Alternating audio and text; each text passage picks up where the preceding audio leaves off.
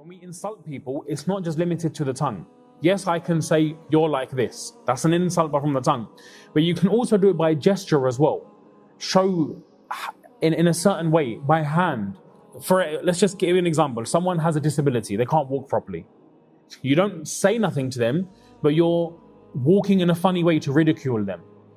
That's also forbidden from this verse as well. La yaskhar qawmun min qawm. That you're looking at someone's negative trait and you're making fun of that. That is impermissible, whether it's by the tongue, whether it's by the hand, whether it's by gesture, whether it's by acting. Yani, if we see something negative in somebody, to highlight that in any way is impermissible in Islam. But it's done with the intention of insulting, ridiculing, defaming, to make people feel bad about themselves. This is absolutely impermissible in Islam. And I'll also add this as well, which is common amongst our society, especially amongst us all that are born here. And you guys may have faced this, right? So don't be defensive. I've experienced this in my family, that whenever someone tries to speak a bit of English, we ridicule their English. Because of us, we're born here, right? We can speak English better than the brothers who come from abroad, but that doesn't give us the right to ridicule people.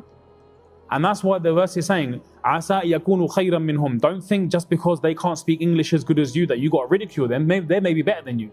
What, you think you got that fazilat? Well, just because you can speak a bit of English, just because you got a red passport, just because you got a business, just because you got a bit of money, they only came here now, you came here 20 years ago. So what does that make you better, does it? No, only Allah knows who's good and who's not. And I hope and pray that someone listens to this and then they will pluck up the courage to go to those people and offer an apology and say, I'm sorry, if I ever made you feel like that, I'm sorry. And just offer an apology. An apology will go a long way in